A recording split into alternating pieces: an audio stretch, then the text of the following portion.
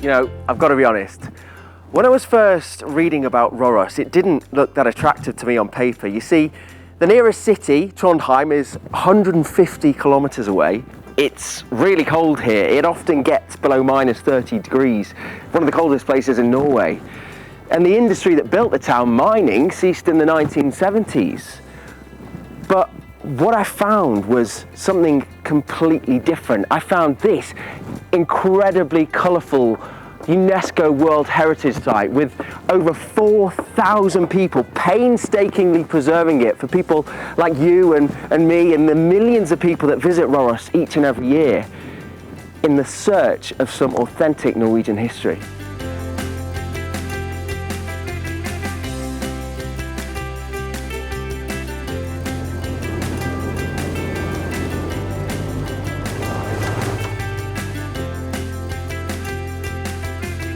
When you talk to the people of Roros about the town's mining history, they're going to tell you how tough it was to be a miner. But don't worry, it's not all depressing, because they'll also probably tell you a tale of how copper was first discovered here. So the story goes, a farmer was out hunting in the forest and he shot a reindeer with a musket, and as the animal fell to the floor, it brushed against a stone to reveal a shiny rock, like this one. That's copper ore. And within a couple of years, mining was underway. Now, how true that all is, we don't really know. But it is a nice story to tell visitors.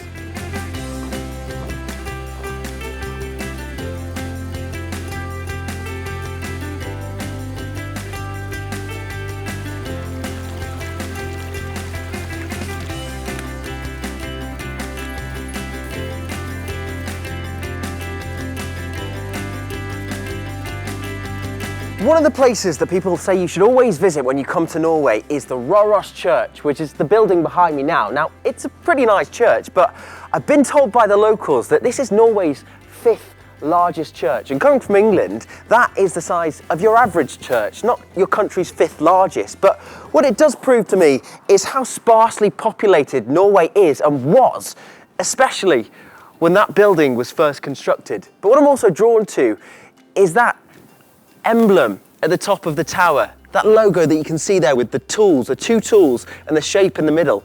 Well, that is the Roros Mining Company's logo. And that's like seeing the logo of a big brand on the front of a religious building.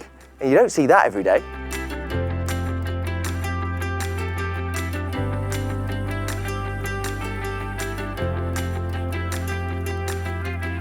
Now, when you're wandering around Roros, you'll find lots of evidence of the mining industry, including this thing.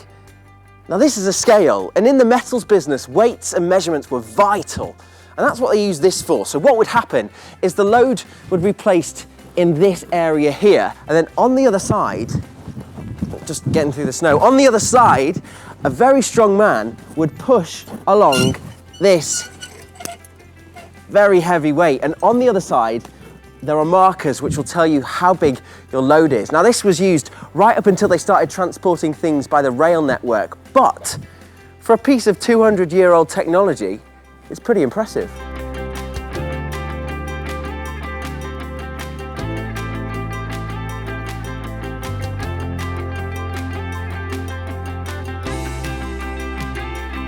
One of the best ways to enjoy Roros is to just wander around without a plan.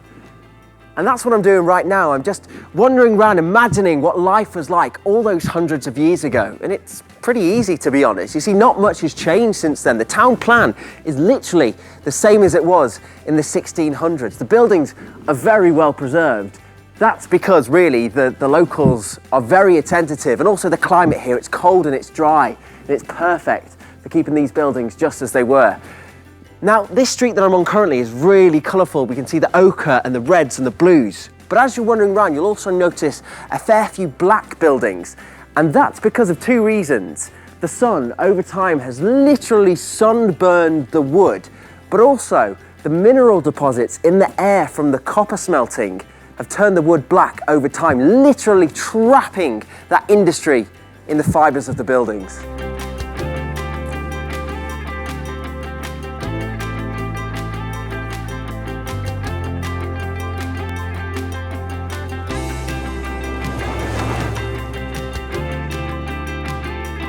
So there's one thing that I would really recommend when you visit Roros, and that is to go down a mine. There's 42 in the area, but there's only one that you can get inside. That's Olav's mine.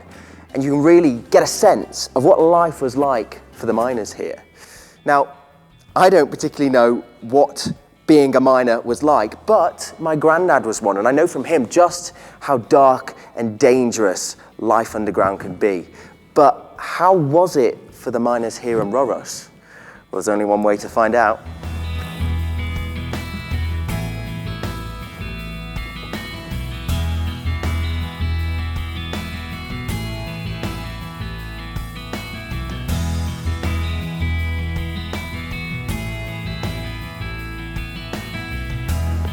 So we've left the relatively cozy museum behind for a very cold mine. Not as cold as it is up top though. It's going to be about 4 degrees throughout the tour, which goes around 50 meters into the mine, it says here, but the mine stretches a lot deeper than that, 90 meters, but you're not going to go as far as that on the tour. But what you will notice when you first enter the mine is a real musty smell. There's lots of water around. It's probably very humid in here. Slimy rocks. But I'm sure a trip down these mines can be pretty scary if you're on your own.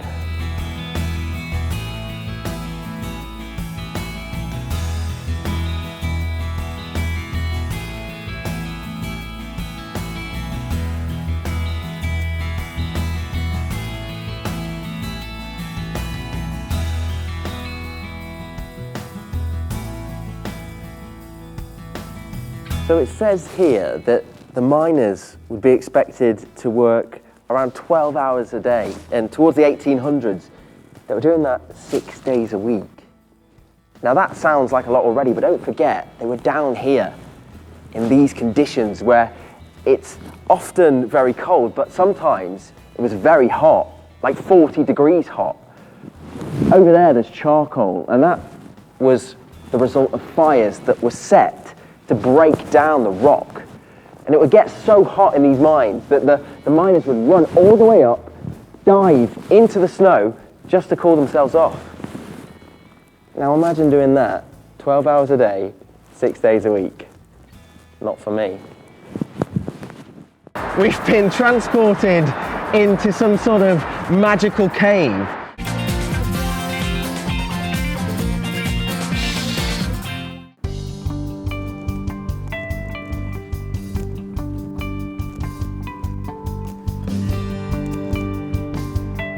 Norway is an incredible place. The longer I spend here, the shorter my bucket list gets. I've touched the northernmost tip of Europe, I've even kissed a wolf, all while avoiding frostbite. But that was just the northern part of the country. There's so much more that this place has to offer. So right now, I'm heading south.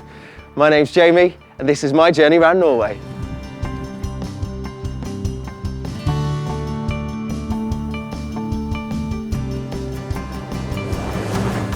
I think I was most interested about going to Flom because of the name. It's fun to say, isn't it? Flom.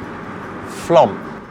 But actually, it's been a popular tourist destination here in Norway since the 1800s. So what used to happen is rich people from England would all flock to Flom to go and fish for salmon. They used to call them the salmon lords or something like that. But anyway, nowadays, it still proves popular as a tourist destination that's on a lot of people's bucket list. So I'm going to stick it on mine. But despite being at the base of a mountain, touching the edge of a fjord, Flom is actually quite easy to get to. So if you're sticking to the roads like I am, then you're going to need the E16, and that's just off the E6, the road that's taken me all up and down Norway. But it's quite well connected in terms of public transport too. So if you're traveling by train, then you can get there by going through two of the biggest cities in Norway, Oslo and Bergen. And also, I mentioned the fjords, so you can get to Flom by ferry, and I'm sure that is a very scenic route.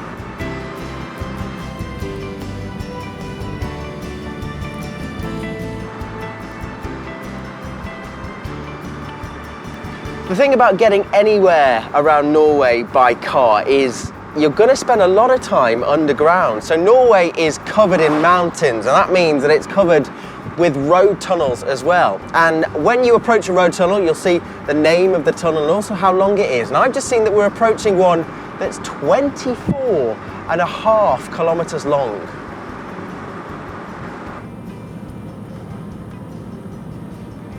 After a bit of time driving through the northern parts of Norway, I started to get a little bit sick of the constant stress. So the icy roads and the really poor visibility meant that it wasn't really that much of a pleasurable drive. And when I decided to come to Norway, I thought, yes, great scenery, it's going to be great views. Going by car is absolutely the best way to see this country. But I thought I'd made the wrong decision. But now I'm in the southern part of Norway, or at least going south. This, I think, is the Norway that I signed up for. Instead of seeing just a barren white landscape, I can see colours for the first time in forever. I can see trees without snow on. I mean, the snow's still on the ground, but nothing like the snow that we experienced in the north of Norway. And even then, when the truck passed me, I didn't even jump. But if this was an icy road, I probably would have clenched up and held on to dear life on the steering wheel. But despite the quite stressful roads that we took earlier on in the trip, these ones are a lot more relaxing and a lot more enjoyable.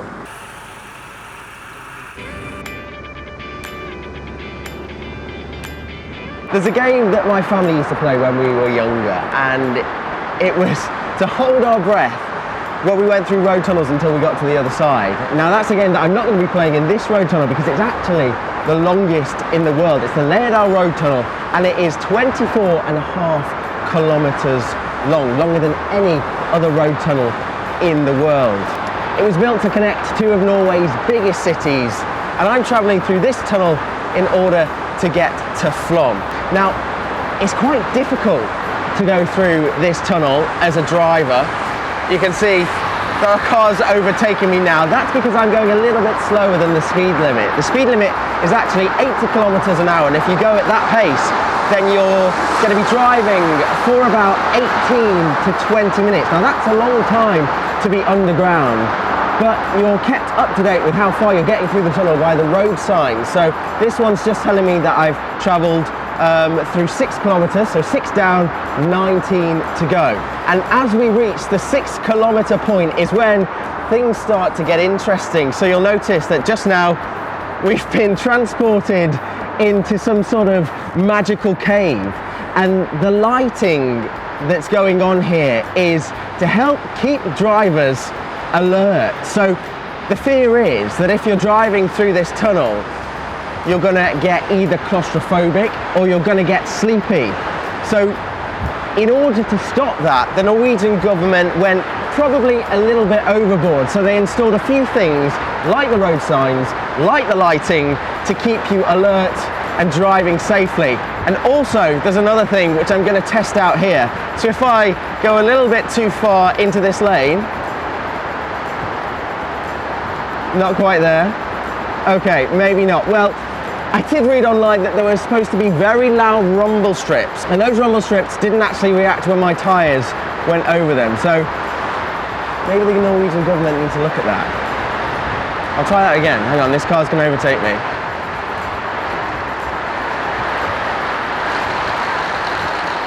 So there's one more thing that the Norwegian government put in place to stop drivers getting sleepy or drowsy whilst going through this epically long tunnel, and it's a set of rumble strips. Now these are the lines that go through the middle of the tunnel, and if my wheels go over them,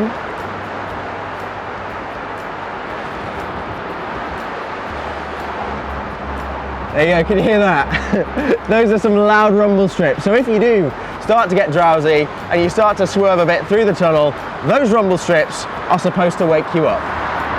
Here we've got another sign. 8 kilometers down, 17 to go.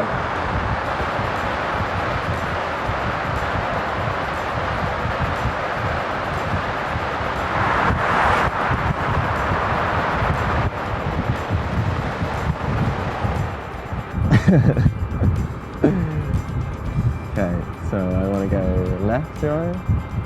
The GPS hasn't quite caught up yet. So I think I want to go right now. Well, we made it through 20 minutes later and we're back in the fresh air. You know, I read online that it cost the Norwegian government over 1 billion krone to build that tunnel. And I would have thought for 1 billion krone there'd have been a better light display than that.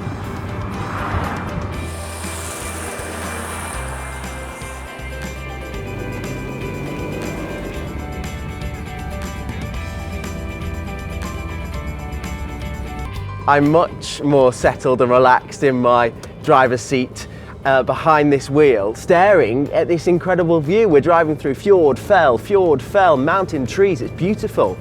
It's not like it was up north where all I could see was white. When I was driving up there, it was actually kind of hypnotizing. It was hard to, stay focused and keep my eyes on the road and keep sharp and alert. But here, when there's so much beautiful scenery and so much to look at and so much to focus on, driving in this part of Norway towards the south is a pleasure, an absolute pleasure.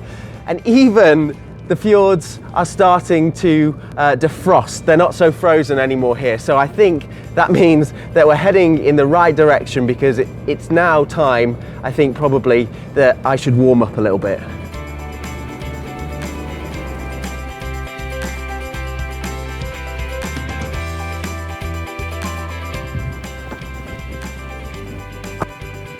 Well, I've just arrived in Flom, and from what I can see of it, it looks like a nice place so far. I've got to be honest though, it's a bit smaller than I was expecting, but they do say that great things come in small packages, so I'll have to wait until tomorrow to see if it lives up to that. But right now, I'm exhausted, so what I need is a hot meal and a comfy bed, and I think this hotel could offer me both. The reason that these trains were so special is because they had 5 different sets of brakes.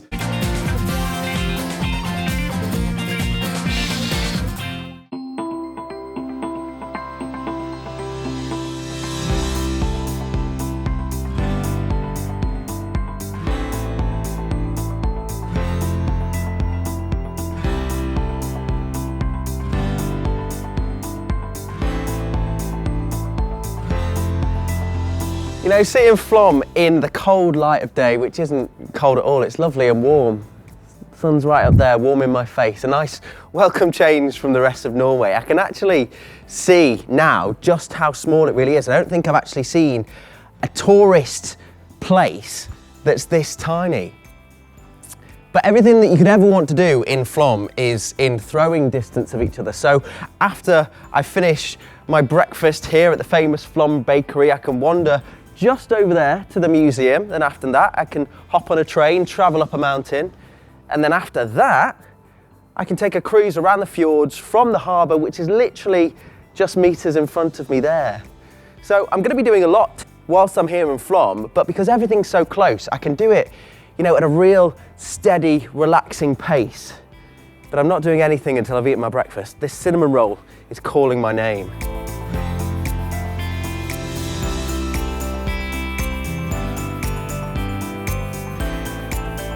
Cinnamon buns are my favourite.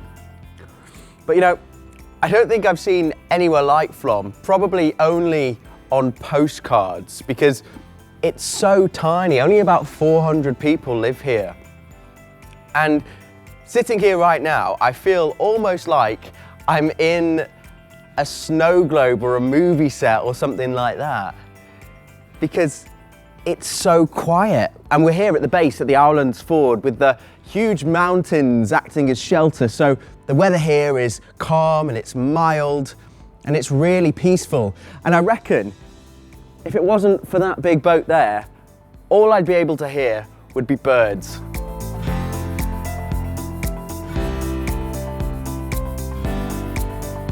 I can't help but compare this to life back in Britain, and with working in London a lot, it can get really stressful, but I feel like in Flom, it's a completely different vibe. I feel like here I could just completely unplug from work, from life, from social life, social media even. It's a place where you can just take it easy, relax, and I think I'm going to have a good time here.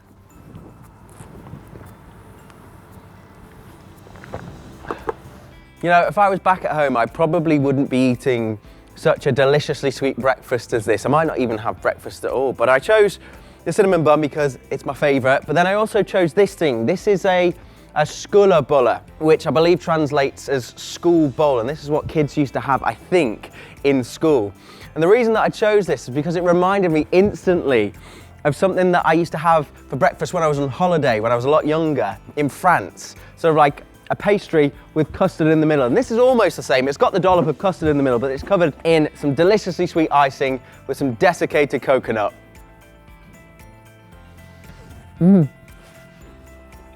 I think it's probably better than the French version. So what I need to do now is finish up this lovely sweet breakfast, probably get another cup of coffee, and then I think I should head off to the museum. It's only up the road.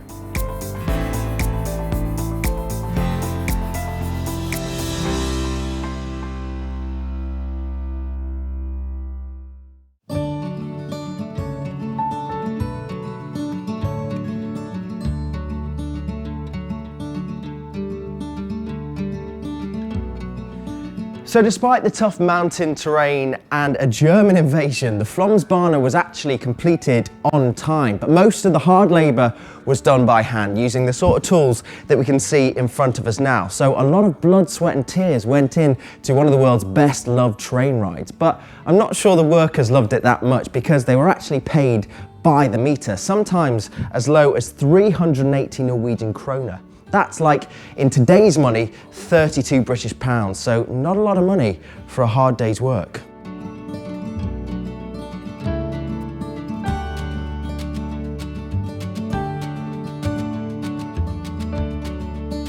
Construction on the Flomsbana started in the early 1920s, and by 1940 trains were on the track, but by 1945 a special set of electric trains were used, specifically built to tackle the Flomsbana's steep gradient. Now, the reason that these trains were so special is because they had 5 different sets of brakes, probably to stop any runaway trains.